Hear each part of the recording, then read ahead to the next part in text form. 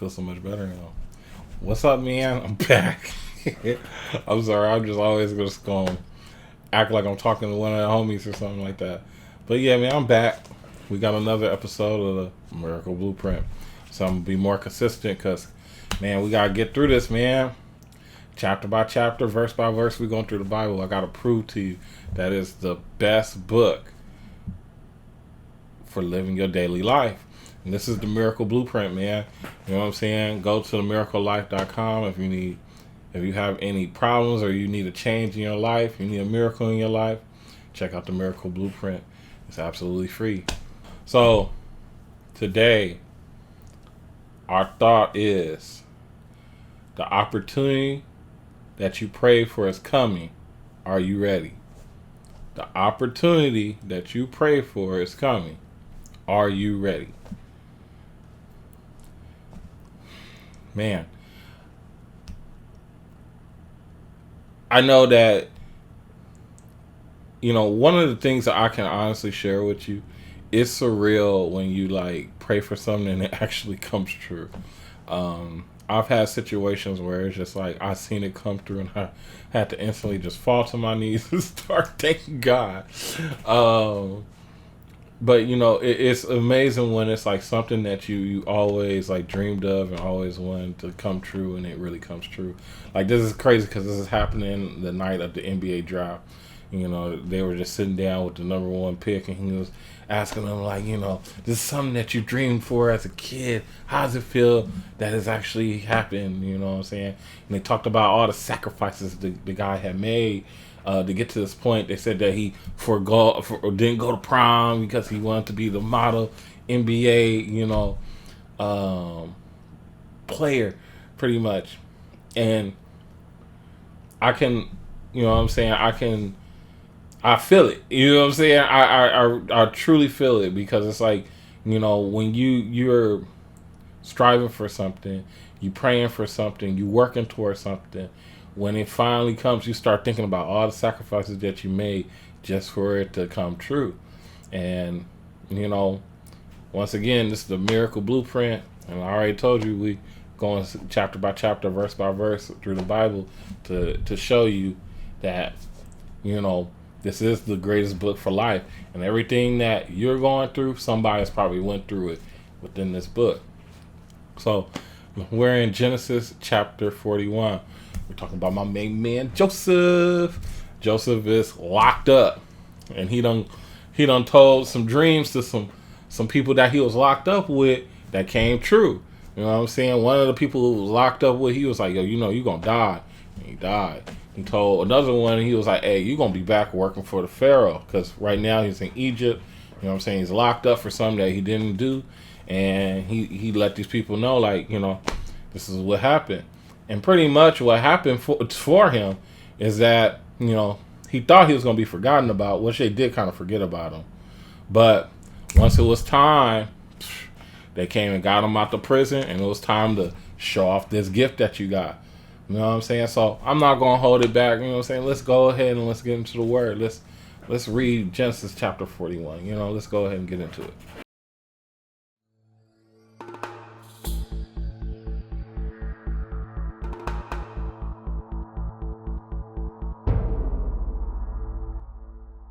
Genesis 41 Irvi.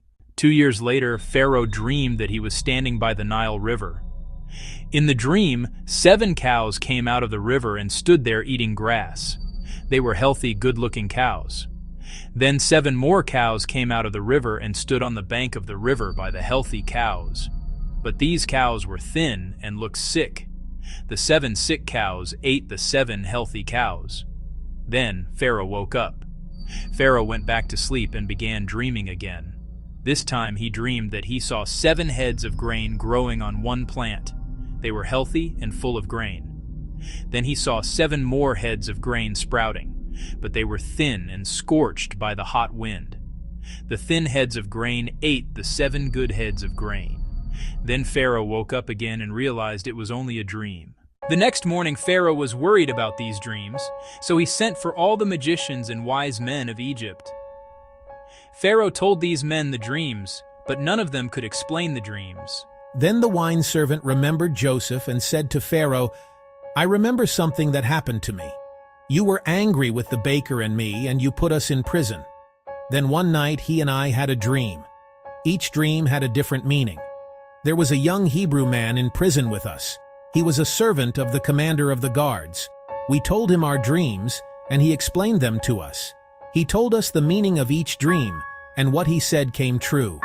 He said I would be free and have my old job back, and it happened. He also said the baker would die, and it happened." So Pharaoh called Joseph from the prison. The guards quickly got Joseph out of prison. Joseph shaved, put on some clean clothes, and went to see Pharaoh. Pharaoh said to Joseph, "I had a dream, and no one can explain it for me. I heard that you can explain dreams when someone tells you about them." Joseph answered, "I cannot, but God can explain the dream for you, Pharaoh." Then Pharaoh said to Joseph, In my dream, I was standing by the Nile River. 7 cows came up out of the river and stood there eating the grass. They were healthy, good-looking cows. Then I saw 7 more cows come up out of the river after them, but these cows were thin and looked sick. They were the worst cows I had ever seen anywhere in Egypt. The thin, sick cows ate the first healthy cows, but they still looked thin and sick. You couldn't even tell they had eaten the healthy cows. They looked as thin and sick as they did in the beginning. Then I woke up. In my next dream, I saw 7 heads of grain growing on one plant. They were healthy and full of grain. And then 7 more heads of grain grew after them, but they were thin and scorched by the hot wind. Then the thin heads of grain ate the 7 good heads of grain. I told these dreams to my magicians, but no one could explain the dreams to me. What do they mean? Then Joseph said to Pharaoh, "Both of these dreams have the same meaning. God is telling you what will happen soon. The 7 good cows and the 7 good heads of grain are 7 good years, and the 7 thin, sick-looking cows and the 7 thin heads of grain mean that there will be 7 years of hunger in this area. These 7 bad years will come after the 7 good years. God has shown you what will happen soon. He will make these things happen just as I told you. For 7 years there will be plenty of food in Egypt, but then there will be 7 years of hunger. The people will forget how much food there had been in Egypt before. This famine will ruin the country. It will be so bad that people will forget what it was like to have plenty of food." Pharaoh, you had 2 dreams about the same thing. That means God wanted to show you that he really will make this happen, and he will make it happen soon. So, Pharaoh, you should choose a wise, intelligent man and put him in charge of Egypt. Then you should choose other men to collect food from the people. During the 7 good years, the people must give them 1/5 of all the food they grow. In this way, these men will collect all the food during the 7 good years and store it in the cities until it is needed. Pharaoh, this food will be under your control. Then during the 7 years of hunger, there will be food for the country of Egypt, and Egypt will not be destroyed by the famine. This seemed like a very good idea to Pharaoh, and all his officials agreed. Then Pharaoh told them, "I don't think we can find anyone better than Joseph to take this job. God's spirit is in him, making him very wise." So Pharaoh said to Joseph, "God showed these things to you, so you must be the wisest man. I will put you in charge of my country, and the people will obey all your commands. I will be the only one more powerful than you." Pharaoh said to Joseph, "I now make you governor over all of Egypt." Then Pharaoh gave his special ring to Joseph. The royal seal was on this ring. Pharaoh also gave Joseph a fine linen robe and put a gold chain around his neck. Then he told Joseph to ride in his 2nd chariot. Pharaoh's officials said, "Let him be the governor over the whole land of Egypt." Then Pharaoh said to him, "I am Pharaoh, the king over everyone in Egypt, but no one else in Egypt can lift a hand or move a foot unless you say he can." Then Pharaoh gave Joseph another name, Zaphanath-Paneah. He also gave Joseph a wife named Asenath. She was the daughter of Potipharah, a priest in the city of On. So Joseph became the governor over the whole country of Egypt. Joseph was 30 years old when he began serving the king of Egypt. He traveled throughout the country of Egypt. During the 7 good years, the crops in Egypt grew very well. Joseph saved the food in Egypt during those 7 years and stored the food in the cities. In every city he stored grain that grew in the fields around the city. Joseph stored so much grain that it was like the sands of the sea. He stored so much grain that it could not be measured. Joseph's wife, Asenath, was the daughter of Potiphera, the priest in the city of On. Before the first year of hunger came, Joseph and Asenath had 2 sons. Joseph named the first son Manasseh. He was given this name because Joseph said, "God made me forget all my hard work and everything back home in my father's house." Joseph named the second son Ephraim. Joseph gave him this name because he said, "I had great troubles, but God has made me successful in everything." For 7 years, people had all the food they needed, but those years ended. Then the 7 years of hunger began, just as Joseph had said. No food grew anywhere in any of the countries in that area. But in Egypt, people had plenty to eat because Joseph had stored the grain. The famine began, and the people cried to Pharaoh for food. Pharaoh said to the Egyptian people, "Go ask Joseph what to do." There was famine everywhere, so Joseph gave the people grain from the warehouses. He sold the stored grain to the people of Egypt. The famine was bad in Egypt, but the famine was bad everywhere. So people from the countries around Egypt had to come to Joseph in Egypt to buy grain. Genesis 41 ERV.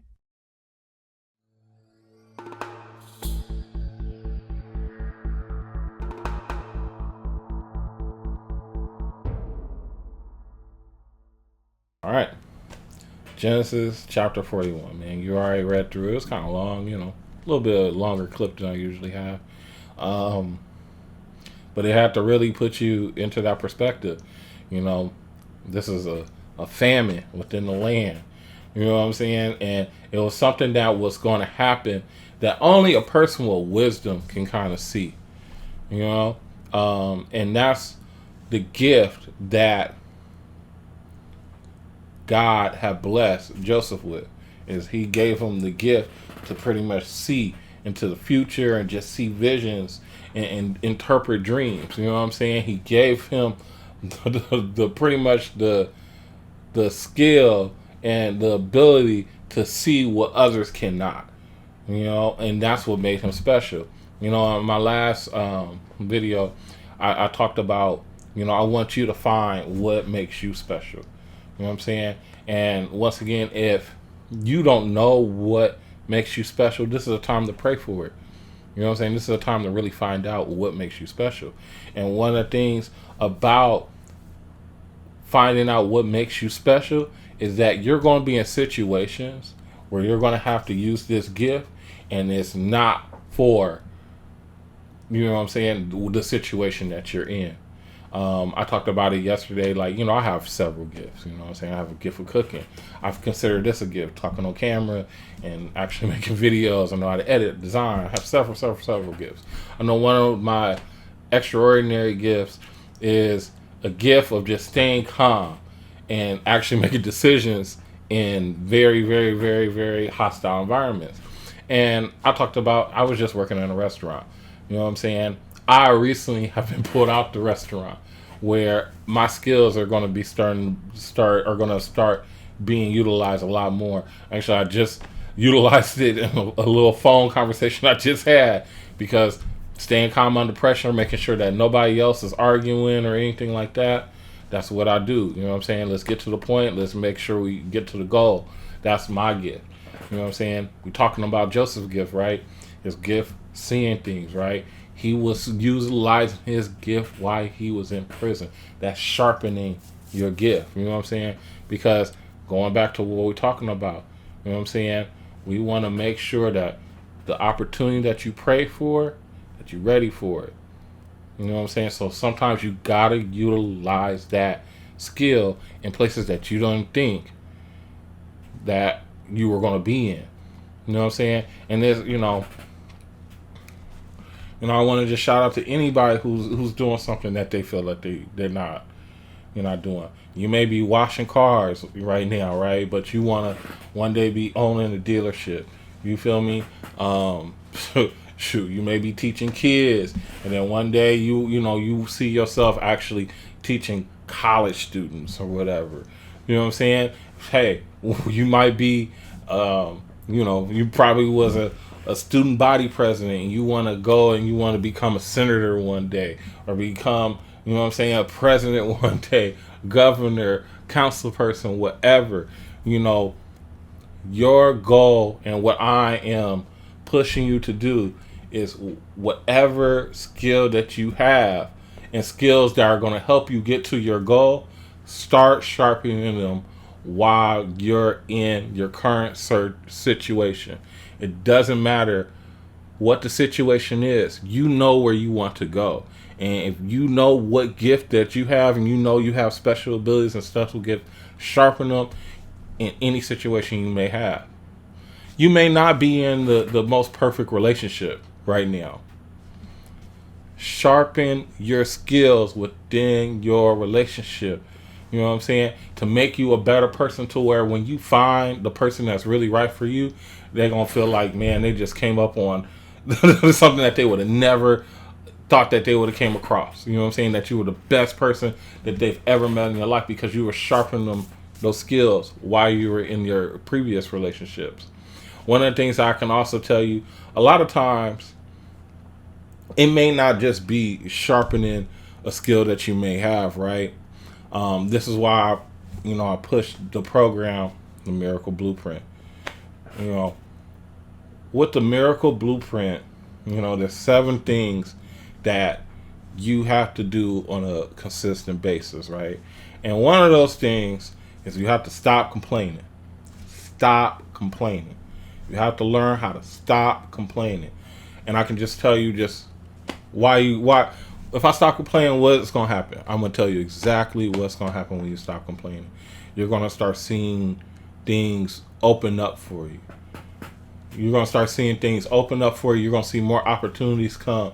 Because a lot of times, I remember one of the biggest things I ever had. I remember I was interning for a network security company, and we were messing up one day, and the CEO came and sat us down, and he told us, he was like, if you can't deal with these little problems in this little city, what makes you gonna think you could deal with the problems in LA and New York and everything like that?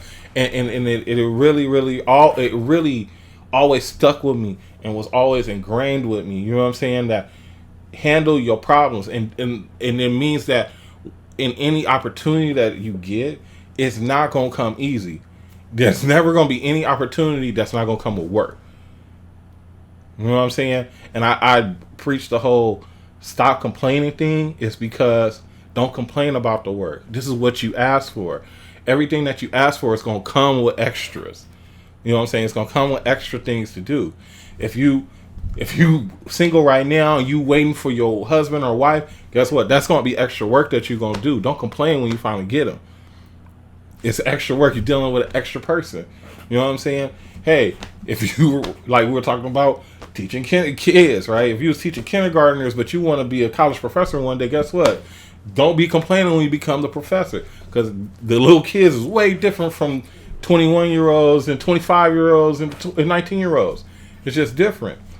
Learn to stop complaining. That's one of the things. Like this morning, I made an extra $400 this morning just because I didn't complain, because the customer called me at 7:00 in the morning. I woke up, they like, oh, I'm sorry. I'm like, you don't gotta be sorry. I wake up in the morning. Oh, can we get this done? Can we get it done on Saturday? Could have complained like, nah, I can't get it. And I got tons of stuff to do. Made a way. You know what I'm saying? It wasn't impossible. And it's all because I didn't complain. Go and check out the Miracle Blueprint, man. I'm telling you, if you don't know what your purpose is, or you're just in a circumstance right now and you want to sharpen your skills, check out this program. Try the program. And I'm not even telling you to complete it all the way. Just take one point at a time. Take the complaining part. Stop complaining for me for 40 days and watch how your life change. Watch how things are going to open up in your life. That's all it takes, man. I'm not about to keep plugging you. You know what I'm saying? I'm happy if you've gotten this far. I hope the the word blessed you, inspired you, and I hope anything that I said you were able to take, inspire you to move forward, and I hope it inspired you to stop complaining. Don't complain about the work. Don't pray for it and complain about it when you get it, man. Be ready for when you get your actual blessing. Man, it's my time, man. I'm gonna see you in the next video. Hey, like, subscribe. You know what I'm saying? Comment. Keep me going, man. I'm telling you, the comments are gonna keep me fueled to where I keep pumping these things out, man. I don't want to just be making these things for no reason. I'll see you in the next video.